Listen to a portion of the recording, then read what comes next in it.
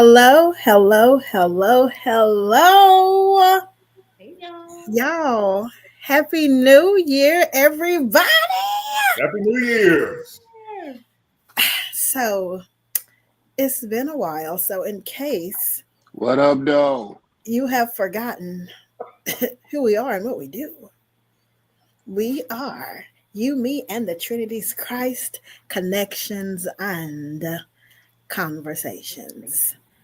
We about to conversate. Woo! About to Ah. conversate.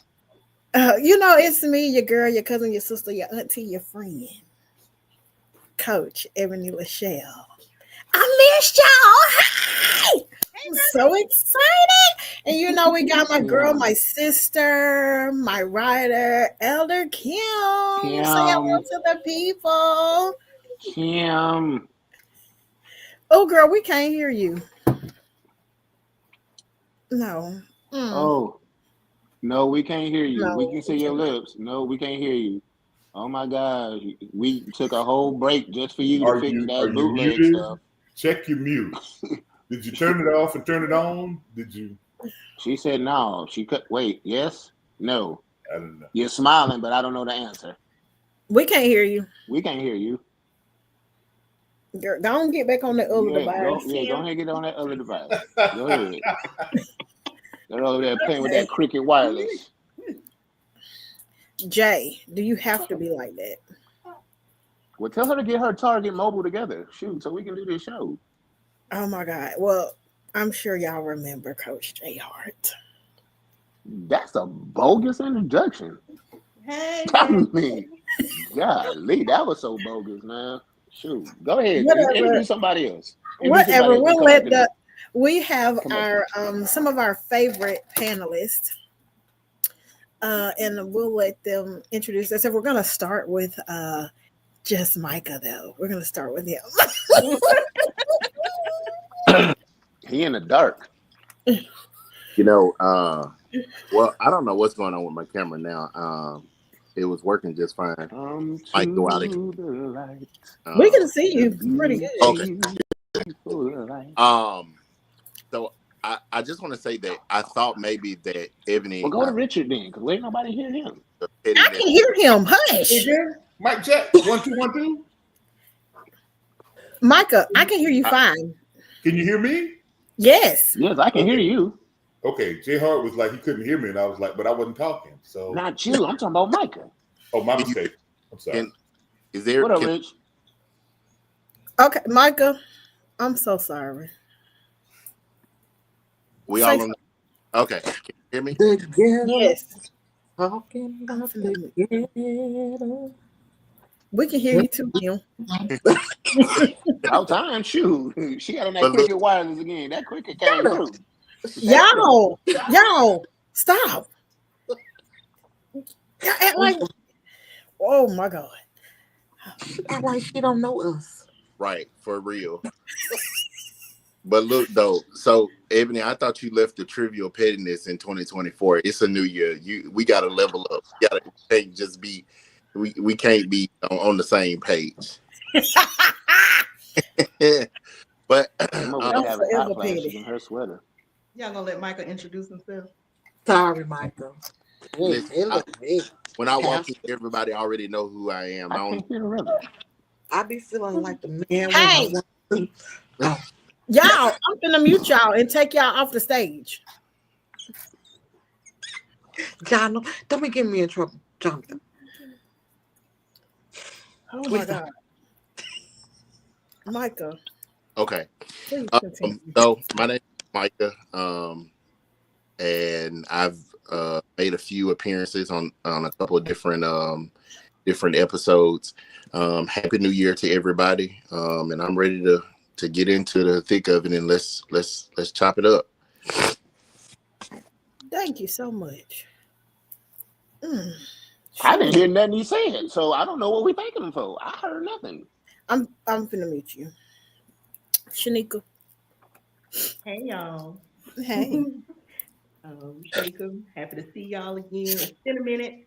Thank y'all for having me back. Looking forward to tonight's conversation. This is a subject that I really have been talking with some of my friends for a while now. So I'm looking forward to Okay. tonight's conversation. Awesome. Thank you so much, Richard. It sounded like somebody opening some church candy or something in here. Y'all It's heard that? me. It's me being a mom. I'm just saying. Oh, I know it wasn't me. Me open I my had to go lips. and get it off there. man. What is church can? Good evening. I'm the I guess resident layperson on the panel. So excited to be here and listen to the wisdom that folks are sharing and offer some thoughts and commentary from down here in Savannah, GA. So good evening.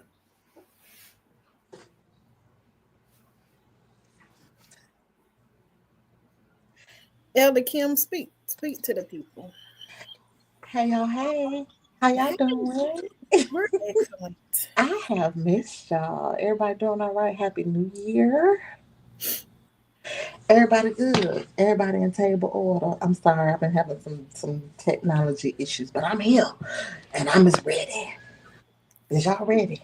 We ready. All right, well, let's J Hart, would you like to address the people calmly? Yeah, because I done put him on mute. That ain't way like that, did it? I'm gonna put him on mute. Yeah, so let's get into it. Tonight's topic, he said, she said, has current culture killed relationship? Is current culture killing relationships? That can be such a simple question. You can say yes or no, but I feel like there's so many underlying things to that. So, what do y'all think? Can we break it down? Can we break down what current culture looks like? What is like for those who may not technically understand what that means? What does current culture look like? What I have noticed is that in the culture that we're in now, where social media has definitely taken over, and there are definitely some benefits, definitely some risks, and some cons to being all over social media. Some people, social media, especially during the COVID era, brought about so many what I want to call in the house experts. Everybody got an expert opinion. Everybody knows something about relationships now. And because we were all, social media became our way to stay connected without, losing our minds. There are a lot of people who gained a lot of notoriety, who gained a following because some of the things, of course, made sense. But I think sometimes I think a subculture of the people kind of grabs hold of all of that and kind of took it as law. And relationships, we all know, aren't one size fit all, but the relationship advice seemed to be a one size fit all. It's like if you want, X, Y, and Z, then you have to do A, B, C in that order. So for me, I think the advice that has come out has kind of skewed how people see relationships. Mm. So what are your thoughts on that? Michael, Shanika. I agree with Ebony. I think a lot of us have taken some of everybody's advice and come up with this idea of what a relationship is supposed to be like and how it's supposed to be cookie cutter and one size fit all, or at least one size fits most. And I think that a lot of people who disagree with some of this advice are called pick me's or simps or labeled terms that are not so endearing. When we disagree with what society, I would say, not necessarily all of the society, but mainstream culture has become now. Mm, that's good. Ebony, Jay got something to say, but you got him muted, so him can't talk.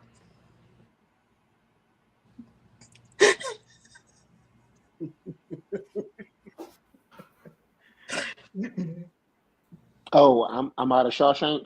Well, blessed be. Thou may address the people. Blessed be. My question is, when did we start going with the status quo and saying that that's what it has to be? Life is not a one fit all. Life is not a one situation fit all. Our clothes show ain't a one size fit all. Our attitudes show ain't a one size fit all. Some of our plates ain't a one size fit all. So when did we come? When did we have to come to this whole thing that since they doing it this way, this is the way that I have to do it? Mm-hmm. I don't have the same attitude as he does. You don't have the same attitude as she does, but we still got to do the same thing that they do. I think Ebony pinged it though when she spoke about like the current culture of social media, and like, let's be real, everybody is a social media relationship expert. We got what is the conversation one? What's the dude name? Oh, the Sunday conversation. Tonight's conversations. Yeah, we got that. We have well, he ain't as popular no more, but Derek Jones. We have had several people who deem themselves social media experts, and because they've deemed themselves social media experts, it's like what they say is law. What they say about relationships, the masses tend to flock to because they have a large following, and they have a lot of people who agree with them, and so it's almost like what they say is law and Bible. So social media experts have made some people, I was going to say us, but y'all, I don't be subscribing to most of that. But I think the social media experts have set the tone for what we feel like relationships should look like versus what we've experienced. Michael? But that's fine and dandy, but you don't take everything for law and make it your Bible. Yeah, Half of us read the Bible. Half of us read the Bible and don't even take the whole Bible for what it's worth. Michael, because Okay, I got something to say to that. Me Michael, too.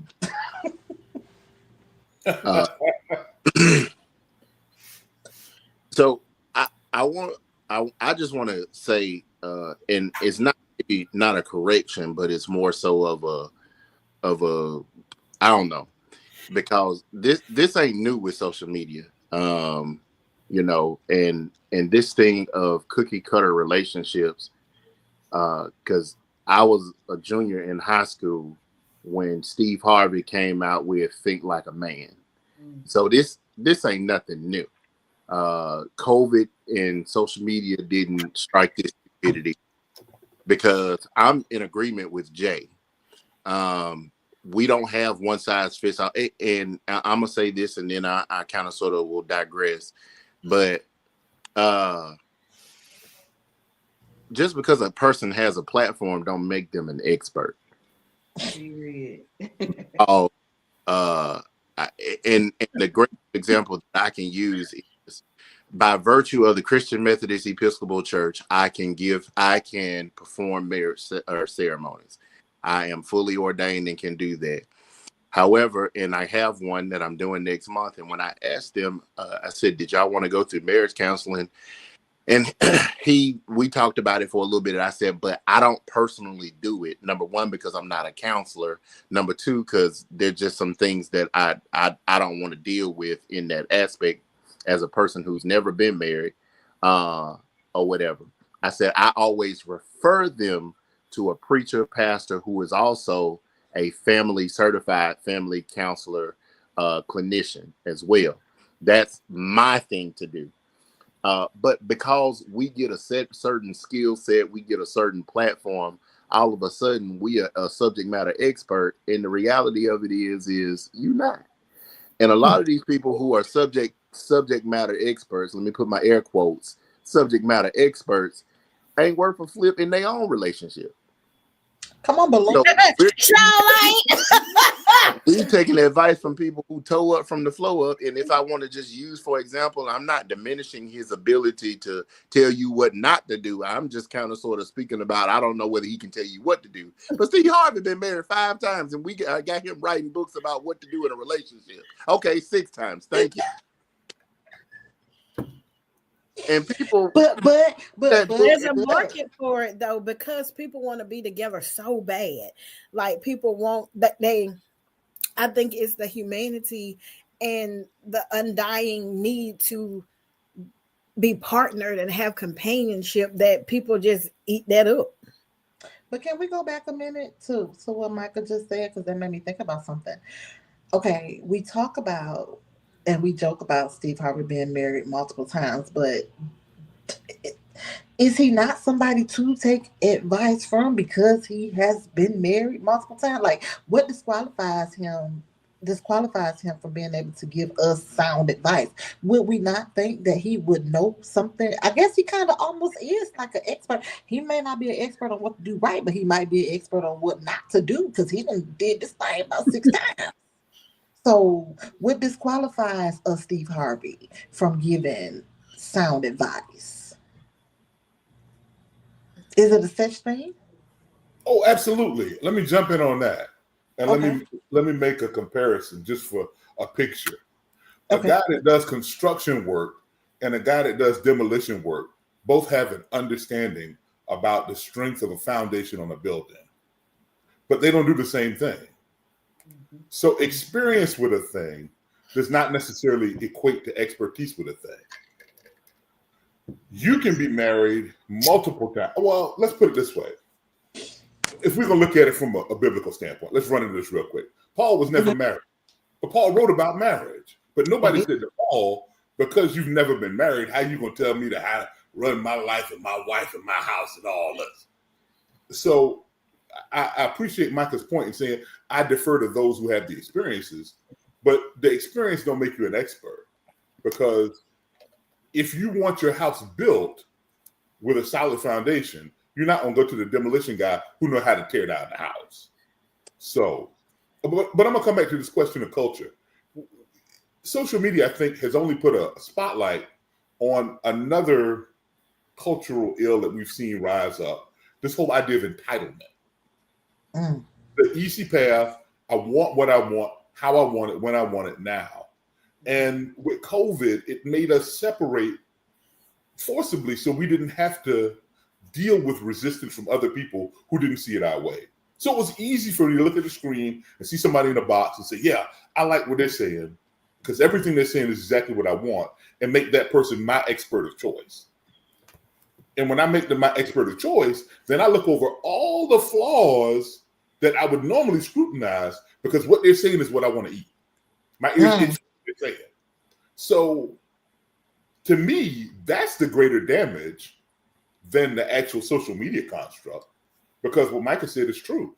Before there was a social media, there was this whole idea of, I'm going to get around a group of yes men or girlfriends that tell me exactly what I want to hear so I don't have to hear truths about myself that make it hard for me to maintain a healthy relationship. So that's good. Well, you don't say it's something. I have a question. Okay. Yes. Getting back to the culture of the relationship, and I agree with everything you guys have said so far, but I think what we're pointing out in this particular topic is particular, and I hate to call names, but I'm going to. I hate the name drop. One of the comments came across the screen about Derek J. Y'all know who I'm talking about. He had a huge following and then turned out to be somebody that we all were like, no, you're not the guy that you talk against. But also the guy who passed away, Kevin, you know who, has this crazy huge following. And then people who are now mimicking him. And so I think that's what we're really referring to when we're talking about the current culture killing relationships, because we've had some guys that women trusted. We had a guy that women were like, yeah, you speaking to our kind of language. And then we've had a man who spoke more to men and what they were feeling. And now those two guys, well, one is gone, and we found out he wasn't even who he was teaching and preaching who he was. And then the other one that is still alive, we found out he wasn't who he said he was. So we're still living with the effects of what they put out or presented to men and women that is keeping us repelling from each other. Not necessarily because, like we said, the people who become before social media was all this hype and stuff.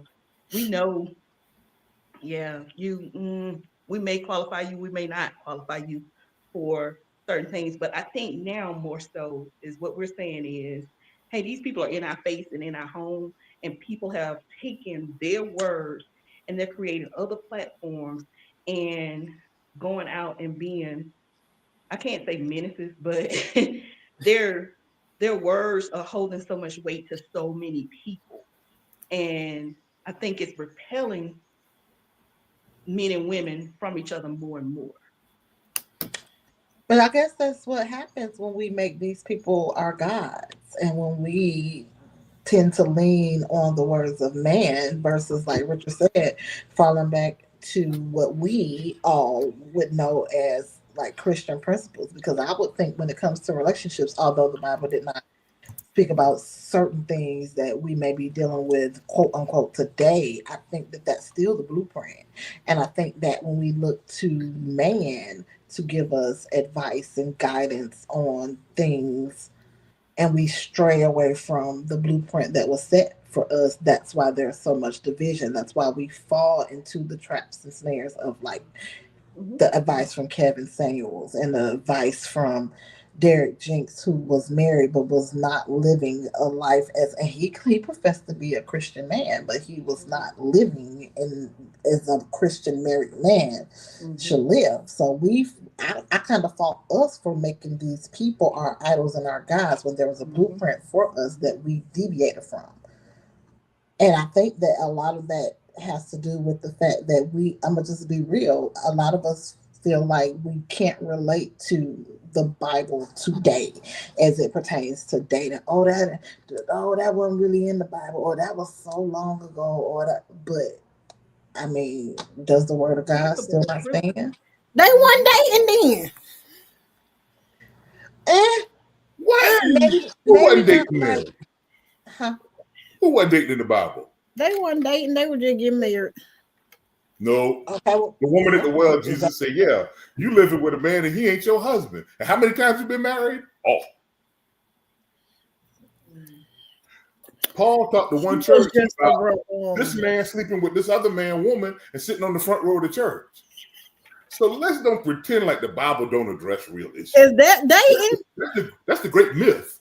It's what we're doing today, though. What's the difference? But we let people say, I don't follow the Bible because it's outdated, without knowing how current the things in the Bible are today. So if you let people believe that narrative, and you don't say, whoa, wait a minute now, I'm going to push back on that because the Bible that I've read and studied shows me more than the story that you're telling, then you're surrendering that principle to someone who's lying about the principles. But I'm gonna stir the pot with this question right here.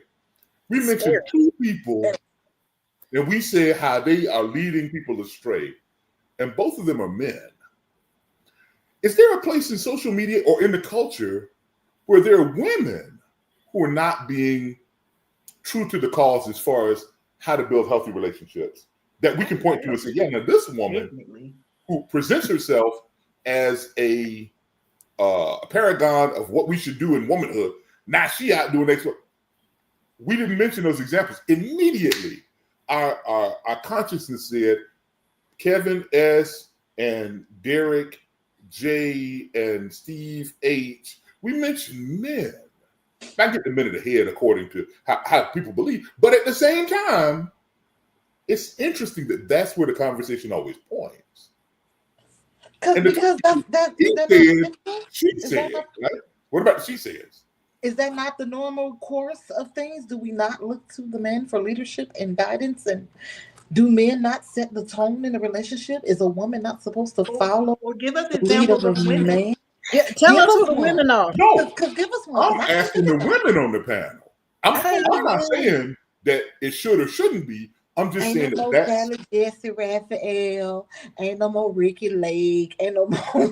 So no, we. It's not really. There is not really a representative of women who we flock to as women to be like, oh, my girl said this, so what my girl said is true. We is gonna be whoever she is. Ice. We ain't got that. I can't think of that. Do you know so any? is that I in don't know. itself a problem? Is that a problem? There are some women. They're on who- today's topic conversation or whatever that show is. They all on that show. Cause what's the chick name? Oh, Ayana.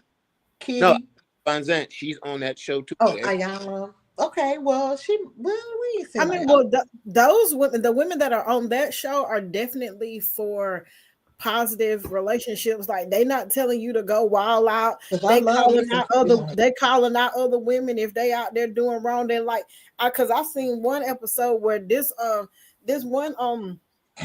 one lady, she read her rights. Do you hear me? She read her rights, ate her up, left 0 crumb, wasn't nothing on the plate. She almost didn't even leave a plate because she told her she was a low down dirty dog, pretty much. So the women that are on that panel are very much, trying to foster a real, what we would consider real womanhood, sisterhood, and accountability. So And I'm gonna be honest. I think you said something earlier. I'm sorry. I think you said something earlier about like friends and accountability or whatever. I'm gonna be real, and I'm gonna speak for them two women right there. I don't get to call them and be in my feelings about relationship or something, and I'm dead wrong, and they don't check me every single time. They gonna chop me up like, girl, ain't nobody trying to hear that. But what did you do? And X, Y, and Z. Well, so when it comes to women, and I ain't trying to speak for everybody, I can only speak for me. When it comes to women and the women in my circle and the women who I love and love me, we correcting everybody each time. We correcting each other each time. We're not going along just to get along because we feel like that's what sounds good. We hold each other accountable. I don't know if y'all men really be doing it. I don't know if y'all. Oh, look at all the. I'm Okay, looking. We're not saying you don't, but we just don't know. Because you know what, like for real. If you don't know that men are holding men to be accountable, then why would you hold up men as leaders if we're not even leading amongst ourselves? But you're supposed to be. I hear what you're saying, but my point is, we pointed out 3 guys that we said have been lifted up, but we didn't say that those guys are holding men accountable, right? They are though, and What about the 3 we just pointed out? Yeah. Even if they Derek J and Kevin S were holding other men accountable. Kevin S. No. Kevin S. said to these He men, started off with if you're men, not and high then he value, I'm not went to- talking about you. You need to go work on getting some money. Yeah, he did that. I seen that. I seen that. I ain't never really watched him. He ain't never really tickled my fancy. Yeah, somebody sent me a clip of it. I ain't want to see it, but I saw it. Michael, I saw that you turned your face up. I ain't want to see it, but I saw it. Real hard. What you got to say? I'm gonna say this.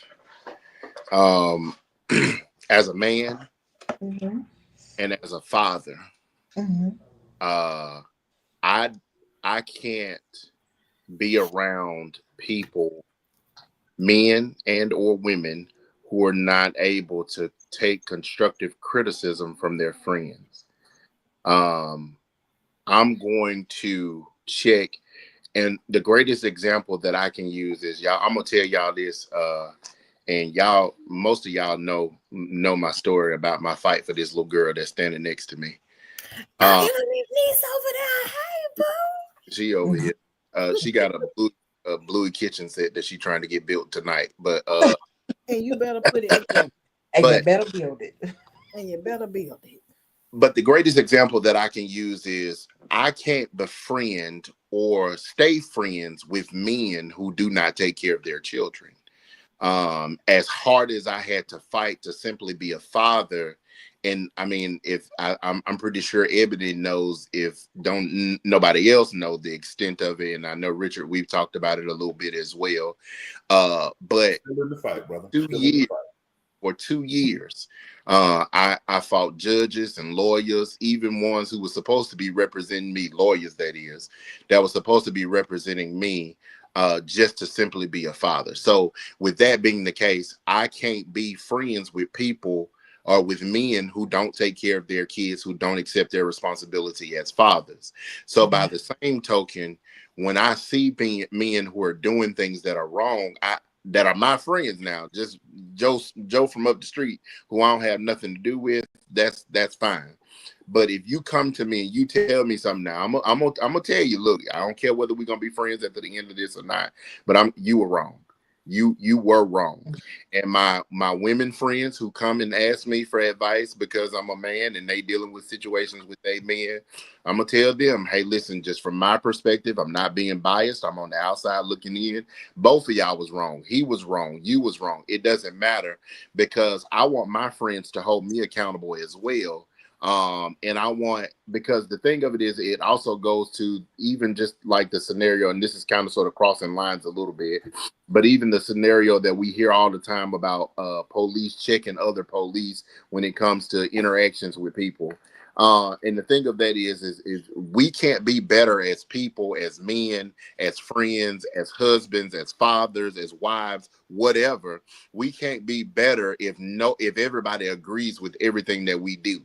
And I'm in a place, and this isn't to say that that's what you were saying, Kim, but I'm just simply, like you said, as for me and my friends, we hold each other accountable, because at the end of the day, we're all trying to be better men for ourselves, for our families, for our children, even for our communities. And that's just the nature of the game at this age, this, as the young folks say, this big age. This big age. That's beautiful. Richard, Yes. you have something to add? Well, I mean, I think accountability is great, and I think it's fundamental, but I don't think we should fool ourselves in saying that the culture is influenced by our individual efforts at holding each other accountability in our small groups. What do we do to impact the culture? And so it goes back to this idea when we're talking about social media. Broadcasts like this, or people who are giving a positive perspective, may do something to impact the culture. And the question that I posed, and I go back to it again, is whose fault is it? Is it the medium, or is it the recipients of the medium, that we just take any old thing that people give us in a package and say that that's sound doctrine? Because let's be clear, the thing that this Derek J, and Kevin S had was that they were easy on the eyes. They were appealing. They looked good to eat to some people. And so folk will take a lot of poison that's dipped in chocolate and eat it by the mouthful. And then talk about, oh, my stomach hurt. Well, it was the chocolate and the poison. They both got you. Rather than being truly discerning and say, whoa, I like what you said about this, bruh, but I can't rock with what you said about that. Mm-hmm. So when we get to that point, what do we do to say, hey, that's not necessarily the avenue that we should be following in our circle, you know? And I think the difference is when you said, we're supposed to look to the men to lead. Absolutely. But the crowd doesn't always get to choose what leadership looks like. If you want to look at the book, the people of Israel said, we want a king. And God said, you don't need a king. They said, the other nations got a king. They said, we want a king. He said, so I'm going to give you a king. He stand about 6'4", 6'5". He cut a good look. But when it's time for that joker to lead, he's standing in the midst of the stuff. When it's a giant terrorizing his people, he hiding. And rather than him saying, I'm not going to let this shepherd boy outshine me, he said, well, let me show you how to put on the armor that's made for me. So all I'm saying is that all came from the people clamoring for something that was no good for them. That's the culture. So what do we do to impact the culture? Maybe we do what David said. We acknowledge where our true strength comes from. And we say, it's not me, the shepherd boy. It's me standing against this uncircumcised Philistine. Know where your true power comes from. So when we look at the culture going to do what the culture do. The question becomes, how do we stand against the culture in a way that impacts the culture? Ooh. Now you said something then, Deacon. Yeah. You Now, done got on yeah. here and preached a little sermon. That was good. Jay Hart, what you got to say to the folk? That's all I've been trying to say. Why in the world are we following niggas that is blind as deaf? Come on, niggas. Hey! Blind, they can't see, they retarded, they limp, everything. We gonna say we gonna follow them. You can't say retarded in 2025. That's unpolitically correct. You can't say that. Thank you, Michael. But that's the one word that he pulled out. The word you started off with to start with the N and round with trigger. Go for it. You can go with that one. You can't say that. But I'm just saying that word is unrestricted. You can use that word. No, you can't. Let me apologize for fees and the QR fees that get beside themselves because people speaking truth. So let me be humble and be Jesus-like. Thank you. Why would we follow someone that has no lick of sense and say, well, he sounded good? Do you not have sense for yourself? According to Richard, we were following them because they was handsome. It's current culture. It's what's popular. It's what everybody else is doing. And I think let's go back to being kids. If everybody jump off the cliff, would you jump off the cliff? Most folks would. Okay. Can I ask a question? Though. Okay. Hey, so I got a question for somebody else that might have this question, not for me, but I got a question because we talked about these people who we ain't gonna name, but where are the Christian? Where's the Christian? What's the word I'm looking for, y'all? Guide or whatever that we can look to give us sound biblical advice. Where's the Christian podcast, the Christian leaders, the Christian couple? They have them. Michael, Michael's been waiting to speak. They exist. I'm gonna be real brief. They exist, but we don't like them because they don't really pat us on the back in our wrong. We don't. Come on. Those hold us accountable. Those hold us accountable, and we don't like accountability because it's not what I did. It's what you did to me. It's how you made me. You know what? I'm gonna let it go. No. Come on. Truthfully, those exist, but we don't like those. I want to piggyback off of something that Jay said though, about why are we following these people who don't have any sense? And I know Deep took us and put us in the text, so I'm gonna do it again. If we look at the Bible or we look in the Bible, Jesus, or a whole book is written. Paul writes a whole book, a whole letter to people who were once saved, who had a system of heresy come into their life, and he was trying to tell them they got a fancy speech, they got a fancy way of talking, they got and he got so good with it that he started to use the same language that the heresy was using to teach them the only thing that you need to know is how to get closer to Jesus. And the best way to do that is by spending time with Jesus. Now, I ain't trying to get too churchy on us here, but it's gonna be honest. The best way to find a relationship that's Christian, to be in a relationship that's rooted in God, to be in a relationship that's God-led and God orchestrated and all of those different components, and that isn't on a foundation of foolishness, or it is to eliminate the noise and the idiots and to stop following the heretical ways of the Gnostics and say, you know what? I'm going to listen to God. I'm going to spend time with God. I'm going to listen to what he has to say about relationships. Again, because they challenge us on, and if we being churchy, instead of challenge, they convict us on our wrong. And that's the whole issue that we have is that we don't like to be convicted. And then when we are convicted, we make it, you're bullying me. You're picking on me. It's not my fault. Here you go. You're gaslighting me. You didn't say You're a that. narcissist. You're a narcissist, and you're gaslighting and downright manipulating me and saying that this is. Oh, we can't hear you. We can't hear you. Where you go? Where you go? We can't to hear you. We can't hear you. Michael, we can't hear you. We can't hear you. That ain't nothing but the devil. That ain't nothing but the Where my oil at?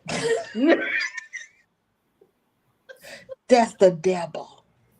Oh, it was getting So while we're waiting for Michael to come back, I have a question for Ebony. Oh, when he changed his name to just Michael, he petty as I am.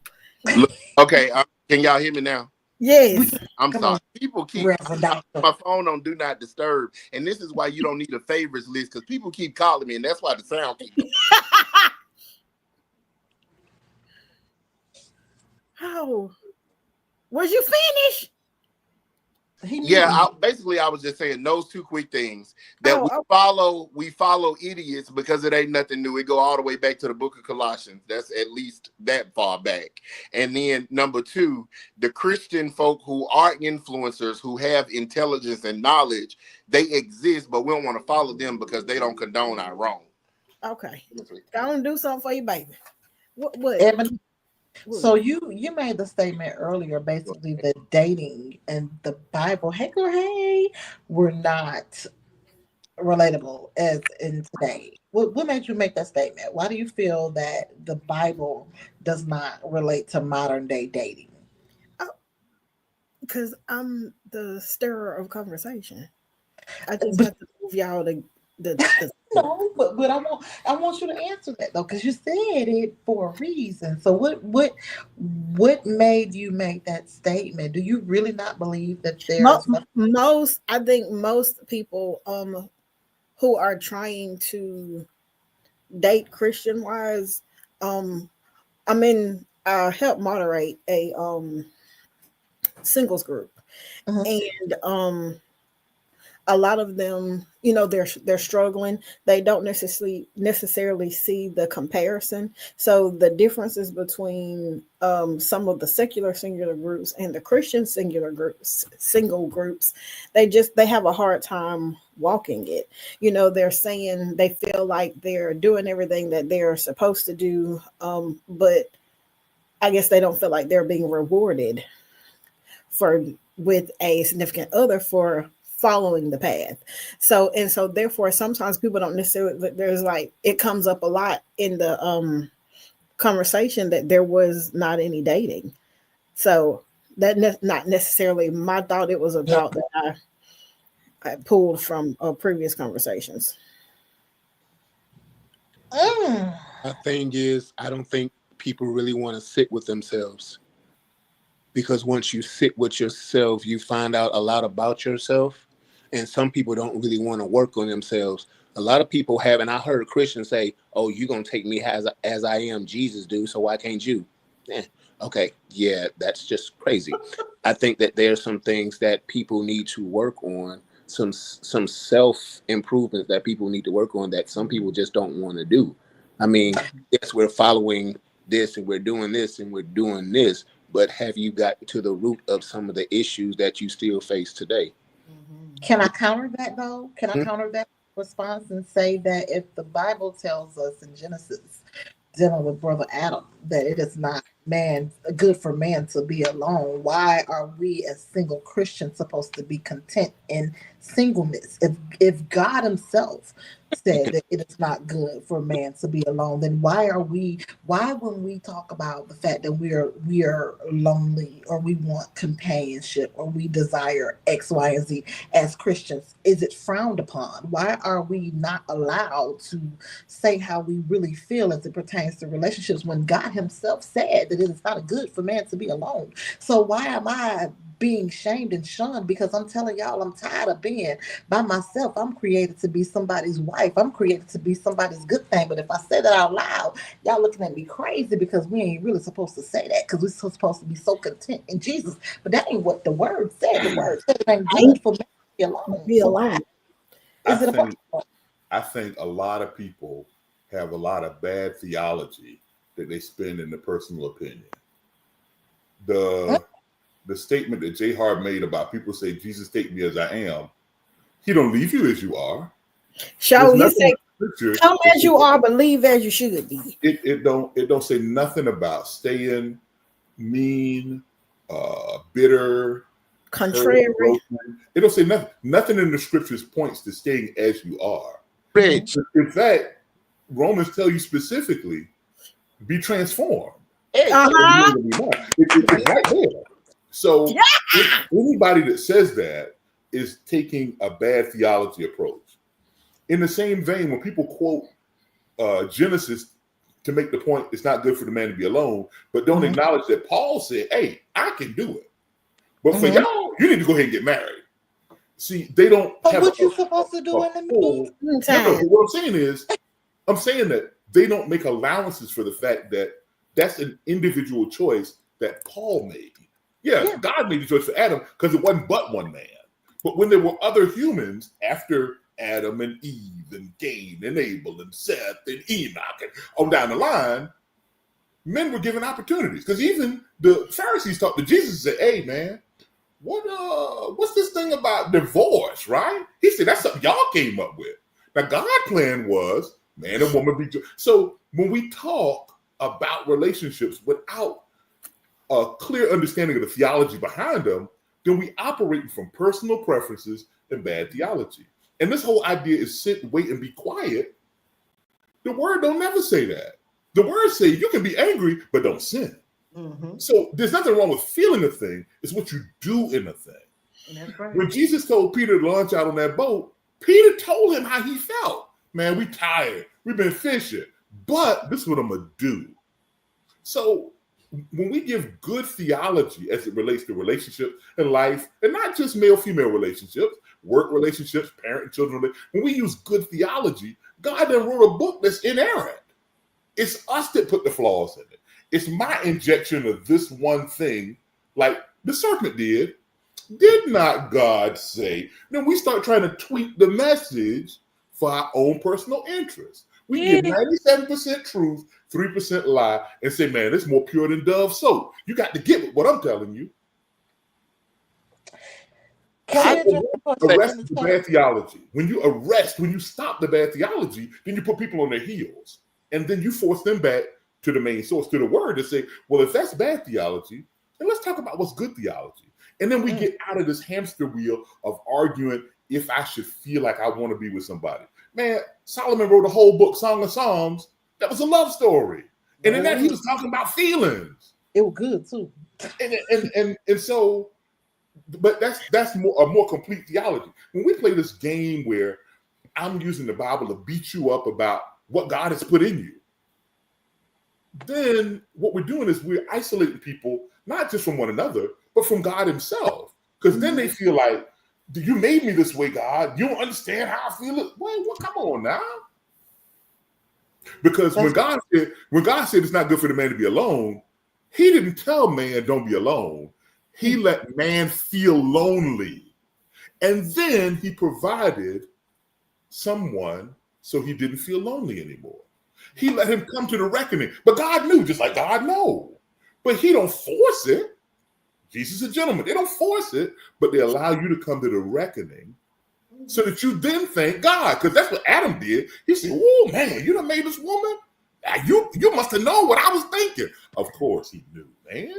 He just had to let you. It was about his business, though, Rich. That's the whole thing. He was still about his father's business in his loneliness. And absolutely. I said before, I'm going to say Richard should be on every show that we do because he gets me. You really gets me, my brother. You get me. I mean, well, thank you. I appreciate it. Get me. You get me for real. Because that's all I'm saying. Like, be about the business honestly that he set you to do, and he will add to you everything else. That part. Everything else that you need, but you about what he's having you to do. That's why I said we don't want to sit with ourselves, because that's something we have to do, because that's being transformed by the of our mind. Now I got to get to this mind that he has allowed me to be able to get to. There's some things about me that I should not be thinking, should not be doing, should not. Where am I in my positioning now to get to where I'm trying to get to? That's all I'm saying. Richard took us to the mountain, down the valley. We went to Cedar Point, Kings Island, Fort Bears, Disney World, Disneyland. Fort Bears. Hey! I knew you was gonna get that one. I knew you was gonna get that one. Nobody care that y'all from Detroit. Nobody cares. Fort Bears. But it's the question on the screen. I was gonna say that segues. That's a good segue into the question. It says, "Is it safe to say that some people God has answered, but because the person did not look or sound like who they envisioned, they missed out?" So, Apostle, God bless you. Could God have answered the prayers of the singles? Yes. You know, fulfill me and bring me this and this and that and the third, and so He sent you what He felt was good to you, but because that thing didn't look good to you, yes, you just fell like back. just like the story about the man on the island. I sent you a boat. I sent you a life raft. I sent the airplane. You said that you was gonna save me. I sent you 3 things that was gonna take you off this island. You didn't want it. You didn't want it. But I sent what you needed. You didn't want it. And that's where, let's go back up to the top. Let's go back up to the top, to my sister up top. That's where the culture. Looking crazy. That's where the culture has us. Like, is everybody guilty? Let me add this. Let me add this flip on the question, because sometimes we are egotistical in who we think we are. Yeah. And we say, you rejected me, but you don't realize I'm the answer to your prayers. And that is also a bad theology move. Because I'm going to go back to the people of Israel. They wanted a king. They prayed for a king. God said, that's not what you need. He gave them Saul. But then he gave them David. So even though their prayer was errant, they didn't get the blessing they want because they prayed amiss. God still showed love and gave them who he needed in the form of what they asked for. So yeah, of course people miss their blessing. But a lot of times when people make that statement, it's because they feel like they're Prince Charming and they may or may not be Prince Charming. So they're looking with a jaundiced eye at other people for not being chosen. Not the jaundiced eye. Because I mean, we're gonna keep it a buck. I mean, I'm saying the truth of the matter is, my heart. I may not be everybody's cup of tea, and I'm okay with that. But I can't be mad at you because you like coffee and I'm tea. Or they like coffee and you tequila. Yeah, I mean, or whatever. But if I'm not what you say you want, why you mad? I don't get to now proselytize and say, see, that's why you're broke, busted, and disgusted now. That's why you ain't got nothing now. Because I came your way. Well, maybe you weren't the thing. You think you're the thing. And that's a mighty high view of yourself. Don't think too highly of yourself. You might think that you're the thing. And in truth, you may be the example of the opposite because of your approach. Oh, you may be a very proud person. And they need a humble person. But you may be a person that's very energetic and they need a calming force in their lives. But you can't see it because your pride and your energy works for you. But let me flip that. You could want, but all the forcefulness that you're trying to show them who you are and that you're the one, you're missing out on your opportunity for the one who's been looking just for you and who will take you just as you are. Because guess what? You do fit them. Absolutely. But you're blinded by trying to get this other person to see your worth that you forget your own worth. I'm gonna I think that has happened a lot. And you know what, Jay, you said something then, honey. There's some prophets on this thing on tonight, huh? Look at prophet. Prophet Jay, you didn't preach today at the church, but you done preached tonight. But see, here's, but that's my next book. It's me. That's my next, like chapter 1 in my next book. It's called "It's Me." It was my fault. I did it. I was wrong. It was me. I can't keep pointing the finger at everybody else. I got to start pointing that finger at me and say, what's wrong with me? Why did this last thing fail? Why did this last thing fail? Why did this last thing fail? Can I look at it through someone else's eyes? So, like Richard said, you might think you're the person for that other person, and sometimes you could, and sometimes you're not. But at the end of the day, we need to turn around and be able to look at us and say, where am I? Where are my flaws? And am I willing to take ownership for my crap? Because what we don't do as a society, all this culture stuff we talking about, we don't take ownership for our crap. Mm-hmm. Everybody crying the blues. It's always somebody's fault. Y'all don't understand me. My mama did this. My daddy did this. Baby, you 45 years old. That's the same story you crying? So that kind of leads to a question that's been brewing while y'all have been talking. Okay. So we talk about all of this accountability and, this and that. So why aren't there more programs for Christian singles on emotional intelligence and being accountable? Ooh. Stab at this one real quick before my sister say something. Guess what? Uh-huh. Right, Rev answered the question already. Y'all don't want to listen to the people. There is a whole bunch of stuff out there. No, I'm saying in our local churches. Like, why, because like I feel like there should be some places have single ministries, some don't. I feel like there should be more of divorce care. Like, I don't know a single church in the area that offers divorce care. You know what? I'm gonna say this and I'm gonna mute my mic. I bet you they got some in the Caucasian church. And I was going to, they probably do. I want to go there, but I'm gonna be real. I think that since we're talking about culture, a lot of our deficits have to do with the culture in the Black church. Yeah. Mm-hmm. There are just some things that we do not address as a Black church, and I feel like that has a lot to do with the way we are raised within our households. What goes on in this house stays in this house. That means all the trauma, everything that you've ever had to deal with and experience, everything is such a secret. You're not supposed to experience certain things. If you do experience them, ain't nobody supposed to know. So to have a divorce care type thing, that means that people have to be comfortable with being vulnerable and telling their secrets and sharing their trauma.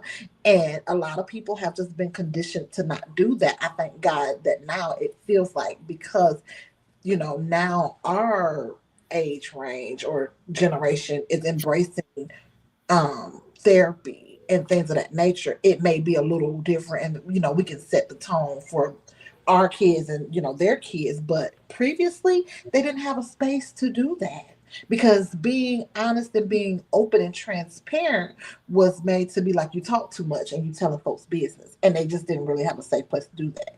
So now it's kind of our responsibility to introduce said things. And no, it may not take off right away, but just because it won't take off right away does not reduce the fact that it's something that's needed. It's needed. Because I personally feel like it is needed. Like, the amount of divorce rate is high. We need divorce care. We need things on how to manage blended families, because the reality of it, and there is I've seen a blended family ministry that was on Facebook before, but it wasn't by us. It wasn't us. It wasn't us. Yeah. Yeah, and that's the thing I was gonna say. How many of us are seeking for the help that we need, no matter what race it is? Personally, like, for instance, I didn't have a dad growing up, or whatever, but I learned as I got a little bit older, hey, that's a place that's sensitive to me. I need to seek godly counsel and find out what did I miss, and how can I fill this void. And that's when I started seeking wisdom from a godly pastor that put some things in my mind and put some things in my life that I wasn't even aware was missing. So there's some things that we as single, divorced, um, single moms, we have to seek some kind of guidance in those areas. And if we don't find them, why can't we create them? If we find them in one place, why can't we model that and take it and put it in other churches, and put it in our church, in our home churches or whatever we are, put it in our community. And I think that's a lot of us, we missed an opportunity to be ministry leaders when we see there's a void, and instead of us filling that gap, we complain about the gap. Let me offer not a counter view, but a different view. When you started the question, you used the phrase emotional intelligence, right? That's a concept that transcends every type of relationship. Mm-hmm. If we focus our wellness around that in our subgroups that we have, then we can address those other concerns. And I'll give you an example of what I'm saying. At our church, we have a men's ministry, right? Mm-hmm. But our men's ministry does a good job of starting with scripture, obviously, and then looking at the intersectionality of all those things that impact men. So when you talk about fatherlessness in the home, or blended families, or challenges as a single parent, we handle those things under the broad umbrella of our men's ministry so that we don't have sub-ministries for each one. Because sometimes what happens is when we find these multiple ministries, we create more division, and we create, you don't see it like I see it because you don't know my walk, versus it being under an umbrella where I get to understand your perspective because I've not experienced what you've experienced. So it fosters more compassion between the single unwed mother and the mother of the church who just celebrated her 52nd wedding anniversary. When they're both in a women's ministry that focuses on those emotional intelligence or other fundamental themes from an intersectional point of view. So sometimes we can slice the bread too thin to enjoy the sandwich. Sometimes you need to keep people together in bigger groups rather than break-off groups, because the break-off groups never dovetail back together. And the whole idea, from my understanding, of the church is to come together, not necessarily to fragment off. So if we're doing it as a church endeavor, we got to keep the whole coming together part as a fundamental as well, because that's where the healing really is. Because if I get a room full of people who've all been dads struggling for custody of their children, then we get mad, not intentionally, but we get mad at other men who don't take full advantage of that narrow window that we have. Because that's human nature. We look at other people and we say, oh, I wish they had what they had. And we know that the word said, thou shalt not covet. But now I'm feeling some kind of way because I only get to take my kids to church every other Sunday. And he won't even come to his kids to church with his kids. And he got them every week, every day. But when we're all together under a men's ministry umbrella, I can talk about that feeling with the guy who is demonstrating that present, and both of us step our game up in our emotional intelligence. That's good. I have a question. Yeah. Some years ago, when I first joined the young ladies on this amazing stage that we have, I seen a church, mixed church, and they actually had a singles ministry. And one of the ladies was divorced for a few years, and another lady was widowed for a few years. And she says, one of the reasons why I'm glad that they separated us in the ministry is because if you ain't never been married, you don't know my struggle as being single now. If you never had a husband to pass away on you, you don't know my struggles right now. And the problem with a lot of the singles ministry, they were just narrow. All they did was, you're single, you do this. but they never comforted or consoled or gave advice and or coached someone who was married for 15 years and now divorced. They didn't know how to speak to a woman who had been married for 25 years or 20 years and her husband just passed on it, like all of a sudden just passed on it. So a lot of places, the reason why we don't have a lot of singles ministry is because do we really know how to speak, preach, advise a broad amount of singleness, or are we still stuck with the 18 to 25 who you young, hot, and trying not to get them to have no babies coming in the church without do we know how to open up?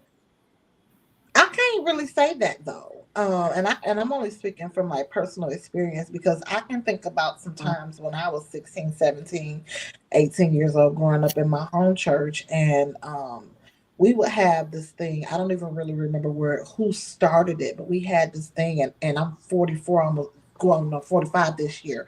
I'll never forget that the older matrons of the church would get together with us teenage girls, and we would meet at somebody's house once a month on a Friday night, and we would just talk. Now, these are women who we esteemed and we looked up to, the pastors' wives, deaconess, and we see them as perfect models of women. But when we removed each other outside of the space of the four walls of the church and just met to just talk, we found that they dealt with the same things we as teenagers moving into adulthood were dealing with. The only difference was they had a space to be transparent about it, and I think that that's the biggest thing. It's not that necessarily these things and spaces don't exist. It's the transparency of it. We can meet and we can separate and we can talk and we can be fake about what we've experienced all day long. But transparency is needed in certain settings, in certain conversations. So I won't even say that certain things aren't taking place or that they're not happening. I just think that it has to be a safe space. Because I don't know about y'all, but I don't feel like opening up and being, bearing my soul to people, and I'm gonna have to worry about if they went behind me and said what I've said in a safe place, to them. So I think that go ahead, Ebony. I'm sorry. I'm sorry, Susie. Go ahead. No, I'm not. I just wanted to add to that just like we all know I'm AME, and so in the AME we have a lot of subcommittees. We have a lot of different branches that branch off of the AME tree. And I'm in several civil organizations.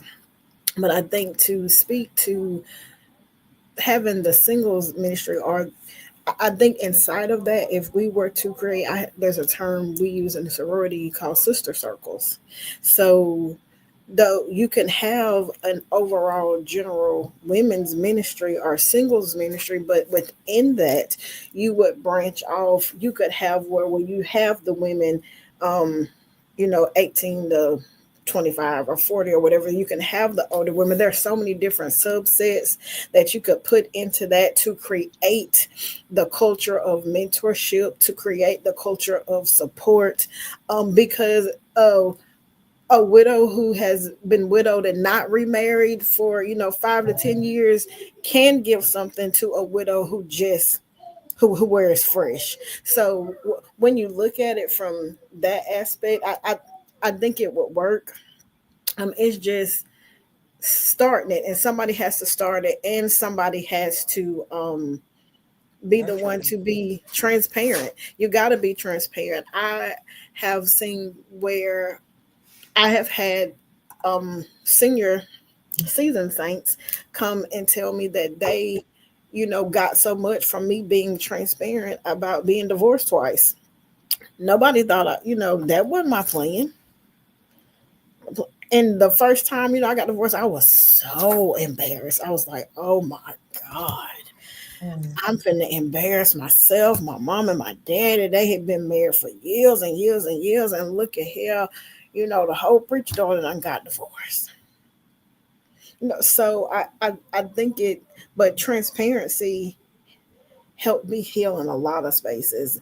And I stood up, in front of my Episcopal supervisor at the time and bared my soul because we were at a women's retreat.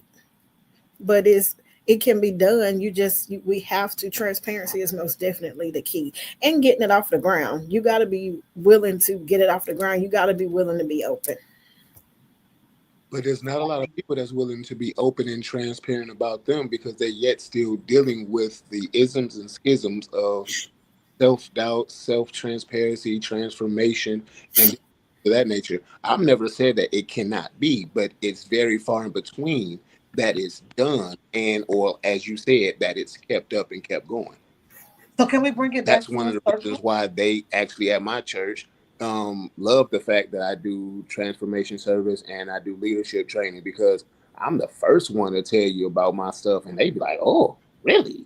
I'll be like, yeah. But at the end of the day, where I've come from is nowhere near where I'm trying to go, because where I'm trying to go is much bigger and better than what was.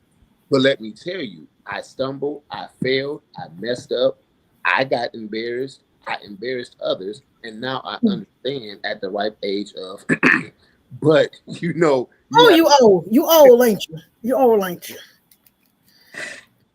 I'm gonna mute my mic because two people up there just cracking up laughing like this is like funny. Old light skin up there, cheese and skinning and grinning. She had to she clutched her pearls. She laughed so hard. Ain't that about? So I'm done. I'm through. I'm probably older than you, so it don't matter. Let me laugh. But y'all, can we bring it back full circle and say somebody? I can't even remember who mentioned this thing, but it appears that we lean on current culture. I'm at a point, and I'll ask this question.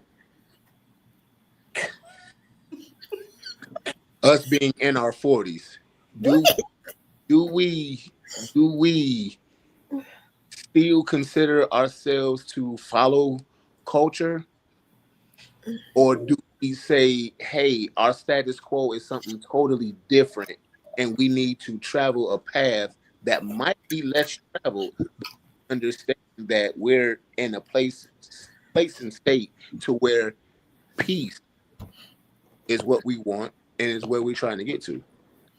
Jay, you just cut Kim all the way off and then made a whole. Wait, hold on. To me, Kim is froze. She like this. No, she paused because she couldn't believe you cut her off like that. That's what she wasn't frozen. She was like, "Did this?" No. In trigger? No, I'm like, screenshot. But bro, if I took a screenshot and showed you, like, I can't hear Kim, and then on my end, Kim pictures like this. Oh, that is funny. That was funny. I tell y'all. No. I think Kim was trying to bring it full circle though, to go back to the question. Yeah, no, that's what I was you thinking. kind of ran where she was going too. So we've gone all the way around the globe to come back. And I cannot remember who asked the question, but like, okay, so as Christians, do we have a current culture to look to for us? Or are we forced to kind of rely on what we see? Because I don't know that we have a current space and place that we can look to for sheer Christian biblical sound guidance and doctrines as it pertains to relationships. As it pertains to relationships. To me, that's like, let me answer the question this way. That's like going to the candy shop and say, "Ain't no healthy avocado snacks in here." It ain't congruous. The culture does not have as its goal healthy, meaningful advice. You just got to take it for what it is. I mean, yeah, you in the world, but you're not of the world. But you can't walk around the world saying, "Oh man, they need to get it together so I can feel comfortable here." This ain't even your home, man. We're pilgrims. When we acknowledge that, then we can really say, well, how do we establish ourselves within the culture? How do we operate in ways that are counterculture?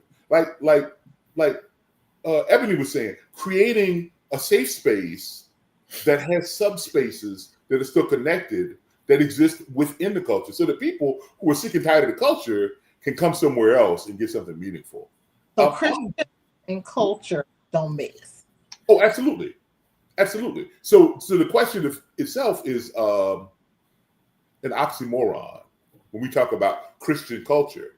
Because what we're really saying is we want a world like the world that's decaying, but we have an everlasting view of life. But this thing corroding, the two can't coexist. So we have to come out from among them. So we got to be comfortable with that. We got to be comfortable with being peculiar.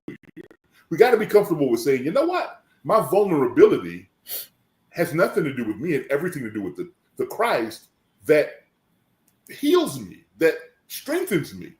I'm broken so that he can be strong. So if I boast on anything, I boast in my pains because I know he's the one that do the healing. So when we take that view of vulnerability, then we can be transparent. But as long as we keeping up a facade of how tough we are, or how I done made it through, but the Lord done carried me, and now I'm a whole. Well, man, that's bad theology.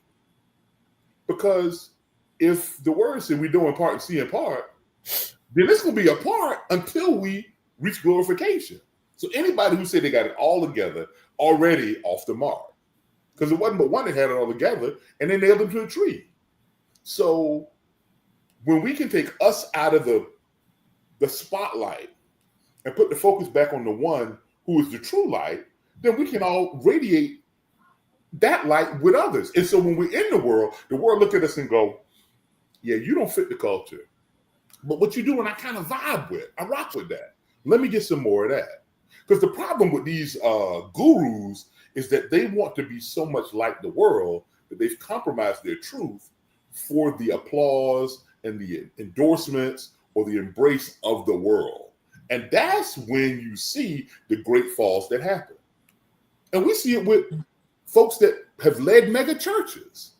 At some point, they make a shift from giving glory to God to heaping glory on self. And once that happens, God said, oh, you want what's mine? Now I gave you my son. You try to take more? Let me put the brakes on that and show you who I am, and more importantly, show you who you are. So, we can't depend on the culture to lead us because the culture was never designed to lead us. I think with all that too, Kim, I'm so sorry, I forget her name. I want to say first name is Jackie. That you and I spoke about. She's the minister with the locks. Jackie Hill Perry. Yeah, man. Like I think she's phenomenal. You know what I'm saying? Like I think she's someone in our generation we can glean from. I also think, Jake. Pastor Bishop Jake's daughter. Yeah. Sarah. Sorry, I'm horrible with names. I think she's someone we can glean from, that's a part of our generation. But I don't think that we, as Christian women, take full advantage of those gifts sometimes. I think that sometimes we're still trying to look at culture and not look at Christ. And I think if we that's a good word, get back to looking to Christ, then like you said before, we can change the culture. I think the culture that when we talk about Black culture, I remember a few years ago, I think it was the BET Awards, and I really stopped watching BET Awards years ago. I can't watch it. Just kind of got like way too much for me. But I remember, I believe it was Busta Rhymes on stage, and everybody was doing all this wow, crazy stuff, and he was like, "This is for the culture," and I was like, "This is not culture. This is not all that we are. We are still art. We're still artists. We are still musicians. We are still poets. We are still so many different types of talented people. That hip hop is not just our only culture, but even if you go and look at the museum." The museum in Washington, D.C. for African American culture. They got musicians and athletes because that's all they think we are. So we have to change that narrative by, again, looking to Christ, if we can show, hey, we are community leaders, we are um, teachers and coaches and things that really matter to our community on just a basic level. We are more than just hip hop and athletes. I don't think that that's only our culture. I agree. So basically, what I'm taking away from it, like I just said a little while ago, and Richard summed it up very well. We don't get to rely on the culture to be an example for us. We should be setting the example for us. There's always already been a blueprint laid out before us. The problem is we try to fit in with what we deem um normal, or what we deem like the cool and pop culture thing to do, but that's not our place. And we keep falling short because we keep trying to measure up to the world standards of how we should do things, when we really should not be looking to the world for advice. We really should be setting the tone. And so maybe that's why, a lot of our relationships have failed. Maybe that's why, we've experienced some trials and tribulations in different friendships, marriages, things of that nature, because we look to culture instead of looking to Christ and looking to the cross. Excuse me. Yeah, we got a comment that said culture is really the mindset of the people.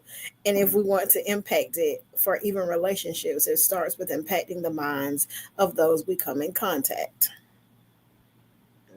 I agree. Mhm. So, in closing, because we have had an excellent conversation. Is current culture killing relationships? And what do y'all think? I'm gonna save mine to the end. We'll start with you, Shanika.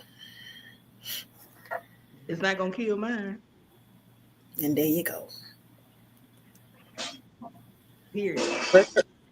Richard. It will if you let it.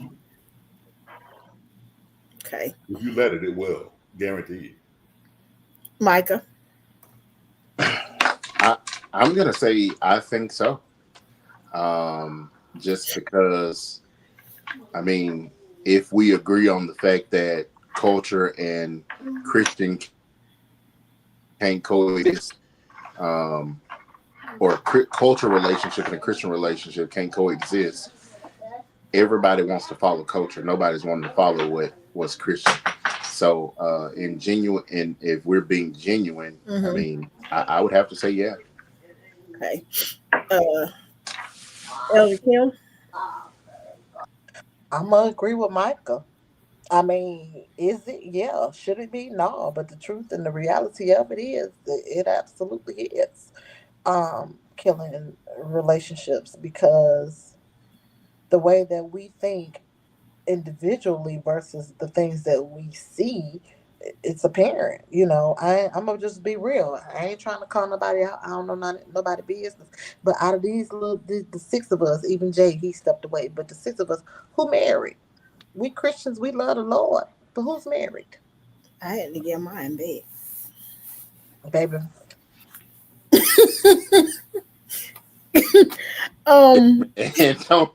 That's a whole nother episode right there. If you really want to do it, it's gonna be ID Discovery and Dateline combined with Tyler Perry movie. If you really want to get to it now. You know what? We might talk about I was married and engaged, but I gave them back. The Christian, the Christian edition. We ain't even gonna talk about it. And ain't said I do yet. You've been engaged 6 times. And don't regret. I've been proposed to 6 times in 4 years. We ain't gonna talk about that though. Yeah. I love y'all. Have a good night. God bless y'all. Ooh, so my closing comment is that I agree with Micah and Cece Elder Kim that yes, I think current culture is killing relationships. Should it be? No, it should not be. However, studies show that couples who do a lot of social media have like 11% chance of having issues and are getting divorced. So social media tends to be a place of major comparison, and we all know that comparison is the killer of joy. And so therefore culture, we get this thing of, oh, they doing this, we need to do this, da, da, da, da, I want this, I want that. So yes, I think it definitely is killing relationships, but no, it should not be, because we should not be comparing ourselves to the world, to others.